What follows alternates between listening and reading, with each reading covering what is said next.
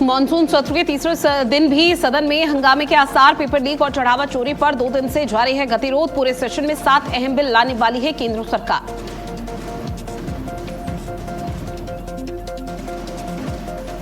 सत्ताईस विधानसभा चुनाव की तैयारियों में बीजेपी जुटी हुई है। गोरखपुर में आज होगा बीजेपी बूथ अध्यक्षों का सम्मेलन। सीएम योगी सम्मेलन में करेंगे शिरकत।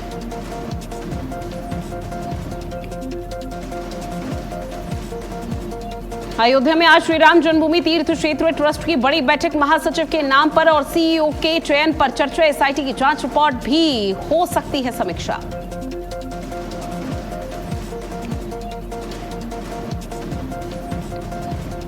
डिप्टी सीएम ब्रजेश पाठक का आज हरदोई का दौरा। शहीद मेजर पंकज पांडे की प्रतिमा का करेंगे अनावरण। डिप्टी सीएम के दौरे को लेकर प्रशासन अलर्ट मोड पर।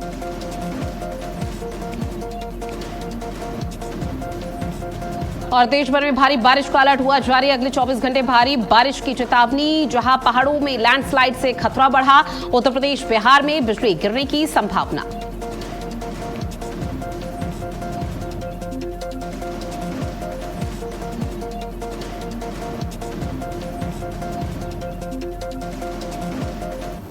नमस्कार, आप देख रहे हैं भारत अपडेट। मैं हूं आपके साथ ऋतु भंडारी और शुरुआत एक बड़ी खबर के साथ बुलेटिन की, जहां मानसून सत्र की कार्यवाही का आज तीसरा दिन है। सदन में आज भी जोरदार हंगामे के आसार जताए जा रहे हैं। 13 अगस्त तक मानसून का ये विशेष सत्र चलने वाला है। इस बीच आपको बता दें, विपक्षी पार्टियों की तरफ से, विपक्षी सांसदों की तरफ से लगातार सरकार से कहा जा रहा है, नीट पेपर लीक के मामले को लेकर देश की राजधानी दिल्ली में जो छात्रों के साथ सलूक किया गया, सरकार की तरफ से, दिल्ली पुलिस की तरफ से उस पर जवाब दिया जाए। लेकिन सत्ता पक्ष का कहना है कि सभी सवालों का जवाब दिया जाएगा। लेकिन विपक्ष से आग्रह है, विपक्ष से अपील है कि सदन की कार्यवाही को सुचारू और बेहतर तरीके से चलने दिया जाए। किसी भी तरह की कोई रोक टोक यहां पर ना की जाए। लेकिन विपक्ष यहां पर मानने का नाम नहीं ले रहा, क्योंकि आज तीसरा दिन है। लेकिन अब तक की कार्यवाही का जिक्र हम यहां पर करें तो लगातार विपक्ष की तरफ से जोरदार हंगामा किया गया है। जैसे ही कार्यवाही सदन की शुरू होती है तो विपक्ष सत्ता पक्ष की यानी केंद्र सरकार के खिलाफ जोर शोर से नारे लगाना शुरू कर देता है। और विपक्ष का सीधे तौर पर कहता है कि सबसे पहले नीट पेपर लीक मामले को चर्चा होगी, उसको लेकर क्या कुछ व्यवस्था यहां पर बनाई जा रही है। धर्मेंद्र प्रधान के इस्तीफे पर बात करने की बात करता है, जबकि सरकार को 7 से 9 बिल ऐसे हैं जो कि पटल पर रखने हैं, जिस पर गहनता से, गंभीरता से बातचीत करनी है और पूर्ण बहुमत के साथ उसको पास भी कराना है। लेकिन उन तमाम मुद्दों को लेकर, जनहित से जुड़े हुए मुद्दों को लेकर सदन में फिलहाल कोई बातचीत होती हुई नजर नहीं आती। लेकिन जब छात्रों के भविष्य का जिक्र होता है तो फिलहाल हर राजनीतिक पार्टी यहां पर महज सियासी रोटी सेकने का काम कर रही है। इस तरह के आरोप एक दूसरे पर लग रहे हैं। अब इस बीच विपक्षी सांसदों का कहना है कि नीट पेपर लीक को लेकर देश की राजधानी दिल्ली में जो भी स्थिति रही, उसको लेकर यहां पर बात केंद्र सरकार की तरफ से की जाए। लेकिन केंद्र सरकार ने अभी तक कुछ भी स्पष्ट नहीं किया है। महज लगातार आग्रह विपक्षी पार्टियों से किया जा रहा है कि विपक्षी पार्टियों को सदन की गरिमा बनाए रखनी चाहिए, भाषा की मर्यादा का यहां पर पालन होना चाहिए और किसी भी तरह से उल्लंघन नहीं करना चाहिए। कार्यवाही सुचारू रूप से चले, जनहित से जुड़े हुए मुद्दों को लेकर बातचीत हो सके, जो बिल यहां पर जनहित और देश हित से जुड़े हुए हैं उन बिलों पर बात हो सके। महज बस इसी आशा के तहत यहां पर कार्यवाही शुरू की जाती है। और देखिए, अब से कुछ ही देर बाद वो तस्वीरें देखने को मिल पाएगी जब कार्यवाही का आगाज होगा, क्योंकि सुबह 11 बजे तक के लिए कार्यवाही को कल स्थगित कर दिया गया था। लेकिन अब 11:01 का समय जब कार्यवाही को लेकर वो तस्वीरें देखने को मिल पाएगी जहां पर कार्यवाही का आगाज होगा, शुरुआत होगी और इसके साथ ही विपक्ष एक बार फिर से जोरदार हंगामा कर सकता है और उसके बाद शायद किसी तरह की तस्वीरें सामने आ सकती है, जहां पर विपक्षी पार्टियों की तरफ से कोशिश ये की जाएगी कि किस तरह से चीजों को बेहतर किया जाए। क्योंकि विपक्षी पार्टियों का लगातार ये कहना है कि उनकी तरफ से पेपर लीक मामले को लेकर लगातार चर्चा की बात कही जा रही है। इसके साथ ही विपक्षी पार्टी तमाम मुद्दों को लेकर बात करने का प्रयास कर रही है। लेकिन विपक्षी आरोप सरकार पर लगा रहा है कि सरकार नहीं चाहती है कि किसी भी जनहित से जुड़े हुए या देश हित से जुड़े हुए मसलों पर चर्चा हो सके। इस बीच एक और बड़ी खबर से आपको रूबरू करवा दें, जहां कांग्रेस का आज काले कपड़ों में प्रदर्शन होगा। काले कपड़ों में संसद पहुंचे कांग्रेस के नेता।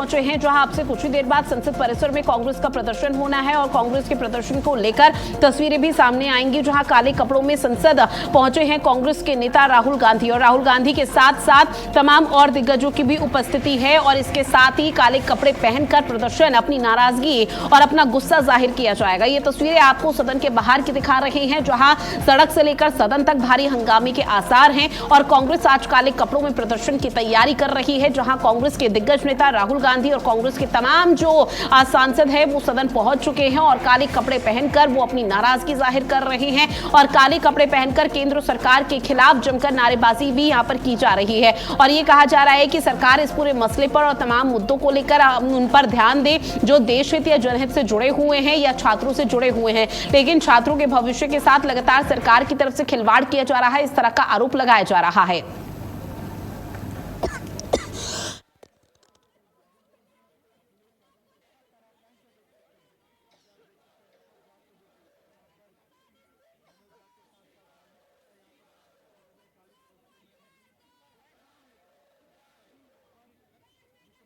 काले कपड़ों में संसद पहुंचे कांग्रेस के तमाम दिग्गज नेता, जहां पर राहुल गांधी और इसके साथ ही कई और नेताओं की उपस्थिति देखने को मिल रही है और लगातार विरोध दर्ज कराया जा रहा है और कहा जा रहा है कि सदन के भीतर तो हम आवाज उठाएंगे ही, लेकिन सदन के बाहर भी वो चुप नहीं रहेंगे, यानी कि सड़क से लेकर सदन तक आज एक बार फिर से प्रदर्शन, नारेबाजी की तस्वीरें सामने आ सकती है और कांग्रेस पार्टी ने इस बार पूरी तरह से मोर्चा संभाल लिया है, क्योंकि कल पीएम आवास के बाहर से कांग्रेस के दिग्गज नेता राहुल गांधी ने जिस तरह से प्रदर्शन किया था, जिस तरह से हाई वोल्टेज ड्रामा किया था, उसके बाद से लगातार आरोप लग रहे हैं कि कांग्रेस पार्टी महज सियासी रोटी सेकने का काम कर रही है। लेकिन आज एक बार फिर से कांग्रेस ने मोर्चा संभाला हुआ है और कांग्रेस ने अब यहां पर कॉकरोच जनता पार्टी का जो प्रदर्शन है उसको हाईजैक कर लिया है। लेकिन आज की रणनीति फिलहाल यह है कि काले कपड़ों में अपनी नाराजगी व्यक्त करती हुई कांग्रेस पार्टी नजर आने वाली है।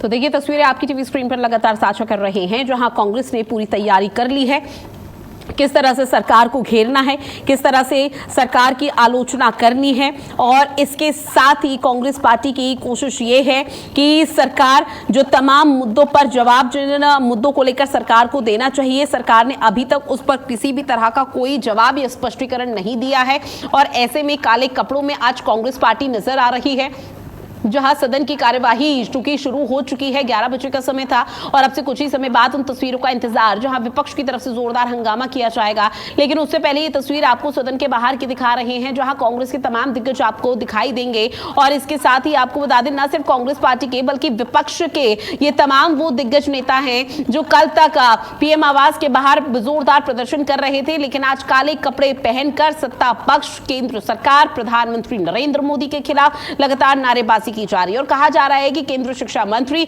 धर्मेंद्र प्रधान को अपने पद से इस्तीफा दे देना चाहिए। काले कपड़ों में संसद पहुंचे हैं कांग्रेस के ये नेता और विपक्षी पार्टियों के ये तमाम सांसद, जहां पर सदन की कार्यवाही अंदर हंगामे होने के आसार जताए जा रहे हैं, लेकिन सदन के बाहर भी फिलहाल तस्वीरें देखने को मिल रही है काले कपड़ों में जो यहां पर नाराजगी जताई जा रही है और उसको लेकर लगातार कोशिश ये की जा रही है कि इस प्रदर्शन को और उग्र किया जा सके। हालांकि कांग्रेस पार्टी और विपक्षी पार्टियों पर आरोप ये लग रहे हैं कि वो महज सियासी रोटी सेकने का काम कर रही है, लेकिन कांग्रेस पार्टी का कहना है कि चाहे सियासी रोटी सेकने का काम ही हो, लेकिन जब तक छात्रों के भविष्य के साथ खिलवाड़ होता रहेगा तब तक कांग्रेस पार्टी इसी तरह से आंदोलन करेगी और पूरी तरह से धरातल पर अड़ी रहेगी। और उसी को लेकर ये तस्वीरें आपकी टीवी स्क्रीन पर, जहां इंडिया अलायंस और कांग्रेस के सभी सांसद आपको बता दें कि सदन के भीतर काले कपड़े पहनकर विरोध प्रदर्शन करते हुए नजर आ रहे हैं। लोकसभा में विपक्ष के नेता राहुल गांधी, कांग्रेस महासचिव प्रियंका गांधी वाड्रा और कांग्रेस के राष्ट्रीय अध्यक्ष मल्लिकार्जुन खड़गे सहित विपक्ष के तमाम सांसद काला कुर्ता, काली साड़ी और काली पट्टियां पहनकर संसद परिसर पहुंचे हुए हैं, जहां हाथों में बैनर पोस्टर लेकर नारेबाजी की जा रही है। पेपर लीक और नीट विवाद को लेकर विपक्ष देश भर में लगातार हो रहे पेपर लीक मामलों और नीट यूजी 2026 परीक्षा धांधली को लेकर केंद्र सरकार को घेर रहा है। साथ ही अब सवाल यह भी पूछा जा रहा है कि छात्रों पर लाठीचार्ज दिल्ली पुलिस ने क्यों की और किसकी शय पर की। और चलिए अब बात करते हैं अगली खबर की, जो आपसे कुछ ही देर बाद ये प्रदर्शन की तस्वीर सामने आएंगी। लेकिन अब बात जरा उत्तर प्रदेश की कर लेते हैं, जो अयोध्या से बड़ी खबर है कि आज राम मंदिर ट्रस्ट की अहम बैठक होनी है। मणिदास छावनी में शाम 4 बजे का समय होगा जब बैठक की शुरुआत हो जाएगी। ऐसे SIT की रिपोर्ट समेत कई अहम मुद्दों पर चर्चा होनी है। CEO की नियुक्ति पर भी हो सकता है बड़ा फैसला। ट्रस्ट के सभी सदस्यों को मौजूद रहने के निर्देश दिए गए हैं और पिछली बैठक के फैसलों की भी पुष्टि इस दौरान की जाएगी। पिछली बैठक में क्या कुछ फैसला यहां पर लिया गया तो उसको लेकर भी बात की जानी है। तो ट्रस्ट की बैठक आज होने जा रही है। राम मंदिर चढ़ावा चोरी से जुड़ा हुआ ये पूरा मामला है और उसको लेकर ट्रस्ट की जो बैठक आज होगी उसमें माना जा रहा है नए CEO को लेकर किसी तरह का ऐलान आज किया जा सकता है, क्योंकि आज का दिन बेहद अहम माना जा रहा है। ऐसे में जो अभी तक जानकारी सामने आई उसके मुताबिक ये बताया जा रहा है कि राम मंदिर में हुए करोड़ों के गबन और चढ़ावा चोरी विवाद के बाद ट्रस्ट की ये दूसरी और सबसे बड़ी बैठक है, जहां ये बैठक दोपहर 3 बजे शुरू हो जाएगी, शाम 4 बजे तक चलेगी। 2 चरणों में मणिराम दास छावनी महेंद्र नृत्य गोपाल दास के आवास पर आयोजित की जा रही है। आपको बता दें कि अब जून की शुरुआत में ही पूर्व समाजवादी पार्टी के मंत्री पवन पांडे ने राम मंदिर के चढ़ावे से करीब 5 से 7.5 करोड़ रुपए की चोरी होने का दावा किया था। मामले की गंभीरता को देखते हुए फिर उत्तर प्रदेश सरकार ने SIT का गठन किया था। जांच के बाद गणना प्रभारी सुभाष श्रीवास्तव, ट्रस्ट कर्मी रमेश शंकर यादव समेत 8 आरोपियों को गिरफ्तार कर जेल भेजा जा चुका है। इन पर नोटों और गहनों की गिनती के दौरान चोरी करने का आरोप लगा है। SIT ने अपने रिपोर्ट में चढ़ावा गिनती प्रक्रिया में लापरवाही बरतने के लिए ट्रस्ट के सदस्यों को जिम्मेदार माना था। इसके बाद ट्रस्ट के महासचिव चंपत राय और सदस्य डॉक्टर अनिल मिश्रा ने अपने सभी पदों से इस्तीफा भी दिया था, जिसे स्वीकार ट्रस्ट की पिछली बैठक में कर लिया गया था। और अगर इसीलिए जरूरी माना जा रहा है आज की बैठक की ये तमाम वो विषय हैं जो कि राम मंदिर चढ़ावा चोरी से जुड़े हुए हैं, जिस पर आज एक बार फिर से चर्चा होती हुई नजर आएगी। और आज की बैठक में जो चर्चा है वो फिलहाल इस बात को लेकर भी होगी कि सुप्रीम कोर्ट के निर्देश के बाद अब इस पूरे मामले पर एक नई यानी कि दूसरी SIT का गठन किया जा रहा है और बैठक में इस नई SIT जांच, कानूनी पहलू और सुरक्षा व्यवस्थाओं पर गहरा मंथन होगा कि क्या जो ट्रस्ट के पदाधिकारी हैं जो आज इस बैठक में मौजूद रहेंगे उनसे पूछताछ होगी जब नई SIT यहां पर बनेगी। तो ऐसे में तमाम चीजें हैं, तमाम मुद्दे हैं जिसको लेकर ट्रस्ट समिति की तरफ से बैठक की शुरुआत की जानी है और इसके साथ ही उम्मीद जताई जा रही है कि नए CEO पदाधिकारियों की नियुक्ति भी हो सकती है। पहले CEO का चयन होगा, उसके बाद पदाधिकारियों की नियुक्ति को लेकर बातचीत का सिलसिला इस बैठक में दोपहर 3 या शाम 4 बजे देखने को मिल सकता है। राम मंदिर के इतिहास में यह पहली बार हुआ कि एक मुख्य कार्यकारी अधिकारी यानी कि CEO की नियुक्ति की जा रही है, जो मंदिर के दैनिक प्रबंधन और वित्तीय पारदर्शिता और निष्पक्ष तरीके से वो संभालेगा। इसके लिए करीब 2300 से अधिक आवेदन आ चुके हैं, जिन पर आज अंतिम फैसला ट्रस्ट की तरफ से लिया जा सकता है। ट्रस्ट में इस समय 3 ऐसे पद हैं जो खाली हैं, जिसमें एक चंपत राय का पद क्योंकि इस्तीफा स्वीकार कर लिया गया था, दूसरा अनिल मिश्रा का पद भी यहां पर खाली है, इस्तीफा, और राजा विमलेंद्र मोहन प्रताप मिश्रा के निधन के बाद एक और पद यहां पर खाली हुआ था। तो इन 3 नए पदों पर भर्तियां होनी है। इन 3 नए पदों पर किस तरह से पदाधिकारियों की भर्तियां की जाएगी, किस तरह से चीजें यहां पर सुनिश्चित की जाती है, वो देखना बेहद महत्वपूर्ण है। रणवीर मेरे सहयोगी हमारे साथ जुड़े हुए हैं। आप रणवीर, देखिए ट्रस्ट की बड़ी बैठक है, तो आज का दिन कितना महत्वपूर्ण समझा जाए, किस तरह का बड़ा फैसला आज की बैठक में लिया जा सकता है?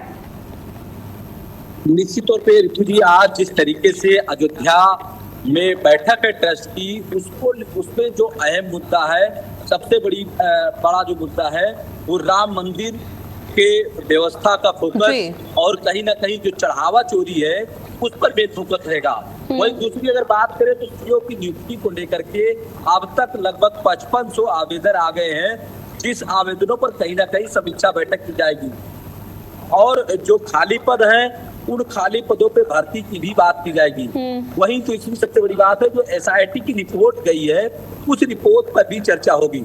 सबसे बड़ी बात है मंदिर व्यवस्था में जो लगे हैं उनकी भी वहां पर चर्चा की जाएगी, किस तरीके से कार्य प्रणाली है, किस तरीके से व्यवस्था है और कैसे SIT की जांच रिपोर्ट गई है और उस पर क्या मंथन होगा। सबसे बड़ी बात है कि जो पुजारी है वहां पर अयोध्या राम मंदिर ट्रस्ट में पुजारियों के भी कार्यों की समीक्षा बैठक होगी। तो ट्रस्ट में अक्सर जब बैठक होता है तो वहां की व्यवस्थाओं को लेकर के, अर्थव्यवस्था को लेकर के और उस पर कहीं ना कहीं जो लेखा जोखा है उसको लेकर के जी। तमाम तथ्यों की बैठक होती है और बैठक होने के बाद ही ये फैसला किया जाता है कि किन व्यवस्थाओं में सुधार करना अति आवश्यक है। क्योंकि जिस तरीके से अयोध्या के राम मंदिर में चंदा चोरी हुआ और चंदा चोरी के बाद इस तरीके से प्रकरण निकल करके आया, तमाम जांच शुरू हुई, SIT ने जांच किया, तमाम लोगों की गिरफ्तारियां हुई। ये कहीं ना कहीं जो सनातन धर्म और सनातन प्रेमी हैं उनके लिए ये बेहद दुखद बात है। लगातार चर्चा बनी हुई है।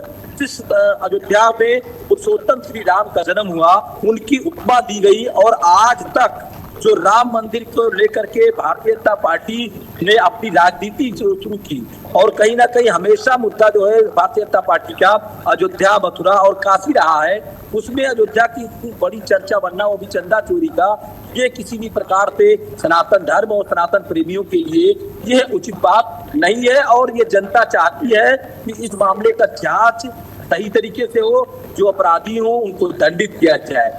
ये कहीं ना कहीं ट्रस्ट के लोग आज जब बैठक करेंगे तो इस बैठक में ये मुद्दा सबसे गंभीर रहेगा कि आने वाले समय में किस तरीके से मंदिर की व्यवस्था बनाई जाए, मंदिर की कार्य प्रणाली की व्यवस्था बनाई जाए, मंदिर का लेखा जोखा किस तरीके से बनाया जाए कि किसी भी प्रकार से ये जो अब बिल्कुल रणवीर देखिए, नए CEO की नियुक्ति और पदाधिकारियों को लेकर भी आज मंथन हो सकता है, लेकिन इस वक्त 3 पद ऐसे हैं जो कि खाली हैं, जिसमें चंपत राय, अनिल मिश्रा का पद है और ऐसे में राजा कमलेंद्र के निधन के बाद एक और पद खाली हो चुका था। तो क्या ये मानकर चला जाए कि इन 3 पदों पर आज भर्तियां हो जाएगी? क्योंकि जब आवेदन प्रक्रिया निकाली गई थी तो कहा यह जा रहा है कि लाखों की संख्या में बहुत से लोगों ने यहां पर आवेदन किया है। तो आज वो बड़ा फैसला ट्रस्ट की तरफ से बैठक में लिया जा सकता है, जो बैठक आज 2 चरणों में होने जा रही है। निश्चित तौर पे जो CEO की नियुक्ति को लेकर के बैठक है उस पर भी चर्चा होगा, लेकिन फैसला करना या नियुक्त करना ये इसका अभी से ही आकलन करना बिल्कुल उचित नहीं होगा। लेकिन जो चंपत राय का पद है, अनिल मिश्रा का पद है, जो कहीं ना कहीं जो मुख्य रूप से कार्यकारी हैं, जिनके बिना किसी भी प्रकार से कार्य प्रभावित हो सकता है, निश्चित तौर पे उन पदों पर फैसला लिया जा सकता है। लेकिन ये फैसला लेने के पहले इस पे ट्रस्ट के जो लोग हैं, ट्रस्ट के जो सदस्य हैं, वो कहीं ना कहीं वोटिंग करेंगे। वोटिंग करने के बाद में तब जाकर के किसी पद का निर्धारण होगा। सर्वसम्मति के साथ इस पद को किसी को दिया जाएगा ताकि जिस प्रकार का कलंक लगा है चंदा चोरी का वो दोबारा न लगने पावे। क्योंकि चंदा चोरी प्रकरण में उत्तर प्रदेश के मुखिया योगी आदित्यनाथ का रुख बहुत साफ है। उन्होंने साफ तौर पर कहा है कि जो भी चंदा चोर है उनको बख्शा नहीं जाएगा, दूध का दूध होगा, पानी का पानी होगा। और उसको लेकर के जिस तरीके से गिरफ्तारियां हो रही हैं, जांच हो रही है, पूछताछ हो रहा है, उससे साफ तौर पर है कि किसी भी प्रकार से SIT के ऊपर कोई दबाव नहीं है। जांच निष्पक्ष रूप से चल रहा है। ट्रस्ट के लोगों का जो श्री राम तीर्थ के ट्रस्ट है, उन ट्रस्टियों का अभी बैठक होगी और बैठक होने के बाद किस तरीके से फैसला आता है ये तो। और रणवीर देखिए, कहीं ना कहीं देखिए सुप्रीम कोर्ट में ये पूरा मसला चल रहा है। सुप्रीम कोर्ट में सोमवार को सुनवाई भी हुई, जहां सुप्रीम कोर्ट ने सुप्रीम फैसला दिया कि नए SIT का गठन होना है, पुरानी SIT को खत्म कर देना है। दूसरा देखिए, SIT की कानूनी प्रक्रिया अगर नए तौर पर यहाँ पर व्यवस्थित तरीके से गठित होगी तो फिर कानूनी प्रक्रिया को और तेज किया जाएगा। साथ ही अयोध्या की पुलिस लगातार इस पूरे मामले पर छानबीन कर रही है। राज्य सरकार की तरफ से भी पुरजोर कोशिश की जा रही है कि दूध का दूध, पानी का पानी हो, क्योंकि CM योगी आदित्यनाथ ने अपने स्टेटमेंट में कहा भी था कि महज 15 दिन का समय जब पूरी चीजें यहां पर क्लियर हो जाएंगी। तो क्या ये मानकर चला जाए कि चारों तरफ से चीजें ऐसी हो रही हैं कि इस पूरे मामले पर जो भी चोर हैं, जो भी दोषी हैं, उनको जेल की सलाखों के पीछे पहुंचाया जाए, सभी की एक मंशा और उद्देश्य है। तो ट्रस्ट के ऊपर क्या कोई ऐसा प्रेशर कि आज ही नामों का ऐलान कर दिया जाए, आज ही तमाम चीजों को लेकर मंथन का सिलसिला देखने को मिले? निश्चित तौर पर बिल्कुल भी ऐलाननामों का हो सकता है, क्योंकि जो महासचिव का पद खाली है, तमाम जो 3 पद रिक्त हैं ट्रस्ट के अंदर, उन रिक्त पदों के कारण कहीं ना कहीं तमाम जो व्यवस्थाएं हैं श्री राम जन्मभूमि मंदिर के अंदर, उन व्यवस्थाओं पर कहीं ना कहीं एक रुकावट हो रही है। तो ये तो ट्रस्ट का अपना फैसला है कि किस तरीके से वो पद नियुक्त करते हैं, पद देते हैं, लेकिन निश्चित तौर पे इस कहीं ना कहीं पदों में और कहीं ना कहीं इस तरीके से जो इनकी बैठक है, इस बैठक में साफ तौर पे कहीं ना बिल्कुल। और देखिए दोपहर 3 बजे शाम 4 बजे 2 चरणों में ट्रस्ट की बड़ी बैठक होनी है और इन दोनों चरणों में किस तरह के बड़े और महत्वपूर्ण फैसले लिए जाते हैं उसको लेकर पूरे देश भर की निगाहें आज ट्रस्ट की बैठक पर टिकी हुई है। बहरहाल प्रणवीर, आपने जानकारी साझा की उसके लिए आपका बहुत शुक्रिया। और अब बात करते हैं देवरिया की, जहां देवरिया में आंगनबाड़ी केंद्रों की व्यवस्थाओं की जांच के दौरान खामियां सामने आई। आपको बता दें कि डीएम मधुसूदन हुल्गी के निर्देश पर चल रहे निरीक्षण अभियान के तहत सीडीपीओ विश्व दीपक पांडे ने सदर विकासखंड के महाराजपुर प्राथमिक विद्यालय स्थित आंगनबाड़ी केंद्र का निरीक्षण किया। इस दौरान साफ सफाई, कैलेंडर आधारित गतिविधियों और अन्य व्यवस्थाओं में कमी पाई गई है। साथ ही सीडीपीओ ने संबंधित कर्मचारियों को तत्काल सुधार के निर्देश दे दिए हैं। उन्होंने चेतावनी दी है कि दोबारा निरीक्षण में खामियां मिलने पर सख्त कार्रवाई की जाएगी। प्रशासन की ओर से जिले के स्कूल और आंगनबाड़ी केंद्रों की व्यवस्थाओं की लगातार निगरानी की जा रही है। तो तस्वीरें आपकी टीवी स्क्रीन पर, जहां आंगनबाड़ी केंद्र को लेकर विशेष तौर पर निगरानी रखी जा रही है। अगर कोई भी अव्यवस्था यहां पर पाई जाती है, कोई भी अनियमितता का अंबार देखने को मिलता है, तो वहां पर सख्त कार्रवाई की बात की गई है। क्योंकि जब छोटे छोटे मासूम बच्चे यहां पर पहुंचते हैं तो उनका ख्याल रखना यहां पर आंगनबाड़ी कार्यकर्ताओं की बहुत बड़ी जिम्मेदारी है। और इसी को लेकर आपको बता दें, चाहे साफ सफाई हो या फिर वहां पर कैलेंडर आधारित चीजें हो, अब ऐसे में महाराजपुर प्राथमिक विद्यालय स्थित आंगनबाड़ी केंद्र का निरीक्षण करते हुए नजर आए हैं। जहां लापरवाही पर सख्त कार्रवाई की बात की गई है। सदर विकासखंड विश्व दीपक पांडे हैं जिन्होंने यहां पर निरीक्षण किया और जो आंगनबाड़ी कार्यकर्ता हैं उनको हिदायत दी गई है कि किसी भी तरह का अव्यवस्था का अंबार ना देखने को मिल पाए।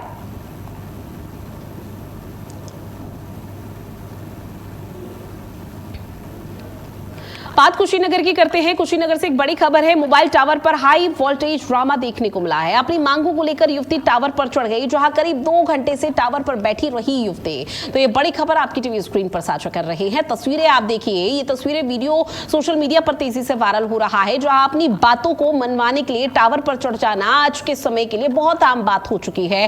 करीब 2 घंटे तक यह हाई वोल्टेज ड्रामा चला। करीब 2 घंटे से टावर पर युवती बैठी रही। युवती को समझाने में प्रशासनिक अमला जुटा रहा, कड़ी मशक्कत की गई। मौके पर जुटी भीड़ और जो ग्रामीणों की भारी भीड़ थी वो भी युवती को समझाने का प्रयास की गई, लेकिन युवती का सीधे तौर पर कहना कि जब तक उसकी बात को सुना नहीं जाता, जब तक उसकी मांगों को सुना नहीं जाता, माना नहीं जाता, तब तक वो इस टावर से नीचे नहीं उतरेगी। ये मोबाइल टावर है जहां से कूदने की लगातार धमकी इस युवती की तरफ से दी जा रही थी और ये अब उत्तर प्रदेश के हर एक जिले में, हर एक गांव में या क्षेत्रों में बहुत आम बात हो चुकी है कि अपने परिवार वालों से, गांव वालों से बातें अगर मनवानी है तो टावर पर चढ़ जाओ और हाई वोल्टेज ड्रामा करो। और वही तस्वीर एक बार फिर से कुशीनगर से सामने आई। साथ ही वाराणसी में जैन मंदिर घाट पर बड़ी मात्रा में कफ सिरप की बोतलें बोरियों में भरी हुई पाई गई हैं। आपको बता दें कि ग्रामीणों के मुताबिक मौके से फेयर डिला कफ सिरप की कई बोतलें बरामद हुई हैं और इतनी बड़ी मात्रा में, इतनी भारी संख्या में ये दवा घाट पर फेंके जाने के बाद ग्रामीणों ने इसके नकली होने की आशंका जताई है। अब सूचना मिलते ही इलाके में हड़कंप मचा हुआ है। हालांकि अभी तक दवा के असली या नकली होने की आधिकारिक तौर पर पुष्टि नहीं हुई है, क्योंकि पिछले कुछ समय से कफ सिरप को लेकर पाबंदी यहां पर बढ़ती जा रही थी और ऐसे में लोगों से भी कहा जा रहा था, क्योंकि केंद्र सरकार इस पूरे मामले पर एक फैसला भी लेकर आई थी कि बिना प्रिस्क्रिप्शन के कोई कफ सिरप अब मेडिकल स्टोर वाला नहीं देगा और अगर देता है तो निश्चित तौर पर कार्रवाई होगी, जिसको उस मामले से भी जोड़ा जा रहा है और उसी के तहत कार्रवाई की जा रही है। फिलहाल उससे पहले यह पता लगाने का प्रयास कि ये कफ सिरप असली है या नकली है, या नकली सामग्री का इसमें इस्तेमाल करते हुए उसको बनाया गया, सप्लाई करने के बाद उसको बेचने का प्रयास किया जा रहा था।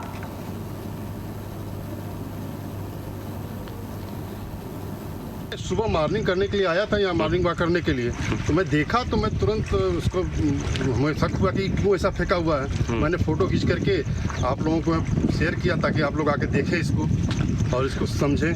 ये अभी तो एक सील पैक बोरी सील हुई थी और जब लड़के यहाँ पे बता रहे थे कि यहाँ पे पड़ा हुआ था, ये सील था। क्योंकि मुझे ये दिखा कि ये इतना ज़्यादा क्वांटिटी में फेंका गया, या तो एक्सपायरी हो या ना एक्सपायरी हो। तो जब एक्सपायरी नहीं है, 2028 है इसका लाइफ टाइम, तो फिर क्यों ये फेंका गया।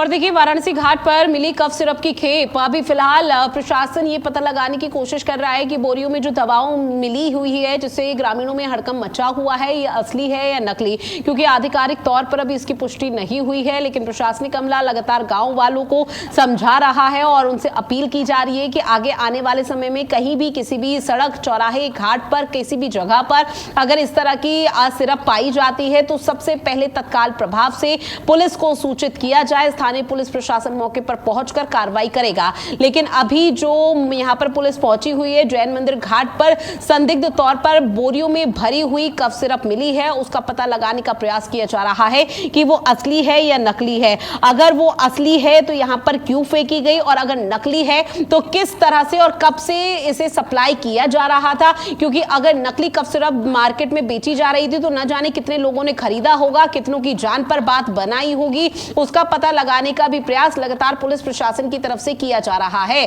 तो ये तस्वीरें आपकी टीवी स्क्रीन पर, जहां पर कफ सिरप को बोरियों में भरकर फेंक दिया गया। हालांकि एक तरफ हड़कंप भी मचा हुआ है, राज्य सरकार नकेल लगातार कस रही है, जो नकली दवाओं की खेप या नकली दवाओं को सप्लाई करने का प्रयास कर रहा है।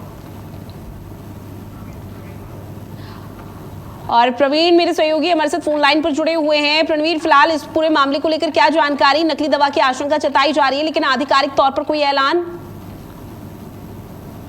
तो अभी वाराणसी के चौबेपुर थाने की पुलिस वहां मौके पर पहुंची है और सभी दवाओं को उन्होंने जब्त कर ली। देखा जाए तो सबसे बड़ा सवालिया निशान इसलिए उठता है क्योंकि जो दवा पर एक्सपायरी मैन्युफैक्चर डेट है वो जून 2026 है और उसकी एक्सपायरी 2028 है। और अगर दवा सही थी तो दवाओं को फेंका क्यों गया, सबसे बड़ा सवाल यही है। इसी को लेकर पुलिस जांच करी। फिलहाल में पुलिस ने ड्रग विभाग को और स्वास्थ्य विभाग को सूचना दे दी है कि दवा असली है या नकली है, इसकी जांच कराई जा रही है। सारी जो खेप थी उसको पुलिस जो है चौबेपुर थाने पर उठा करके ले आई है। टीमें उसकी जांच कर रही है। अभी फिलहाल में आधिकारिक पुष्टि नहीं हुई है, लेकिन ग्रामीणों का पुष्टि का यहाँ पर इंतजार है, जब पुलिस की तरफ से सूचना दी जाएगी। बहरहाल जानकारी साझा की प्रवीण, उसके लिए बहुत शुक्रिया आपका। अब बात करते हैं फर्रुखाबाद की, जहां पुलिस कार्रवाई पर सवाल उठाने वाला मामला सामने आ चुका है। आपको बता दें कि एक महिला ने दबंगों पर जमीन कब्जाने का गंभीर आरोप लगाया। महिला का कहना है कि उसने थाना दिवस में जिला अधिकारी से न्याय की गुहार लगाई थी, जिसके बाद डीएम ने कार्रवाई के निर्देश दिए थे, लेकिन इसके बावजूद उसे न्याय नहीं मिल पाया अभी तक। और आरोप यह है महिला का कि दबंगों ने जमीन पर कब्जा कर लिया और निर्माण कार्य का विरोध करने पर अभद्रता की कोशिश की गई है। पीड़िता ने थाना प्रभारी पर भी गंभीर आरोप लगाए हैं और न्याय की मांग को लेकर महिला घर के बाहर धरने पर बैठ गई और मकान बिकाऊ है के पोस्टर लगा दिए गए, जहां दबंगों पर आरोप लगा है कि उसके घर पर जमीन पर कब्जा किया गया, जिसकी सूचना उसने आदर्श थाना नवाबगंज जनपद फतेहगढ़ पुलिस प्रशासन को दी थी, लेकिन पुलिस ने इस पूरे मामले पर कार्रवाई नहीं की है, जिसके बाद पुलिस की कार्यप्रणाली पर अब सवाल उठने शुरू हो गए हैं। दबंग की तरफ से महिला को किस तरह से डराया धमकाया जा रहा है, इसका वीडियो भी सोशल मीडिया पर वायरल हो रहा है। और चलिए इन्हीं तमाम खबरों के साथ इस खास बुलेटिन में इतना ही। देश और दुनिया की बड़ी खबरों के लिए आप बने रहिएगा भारत अपडेट के साथ। नमस्कार।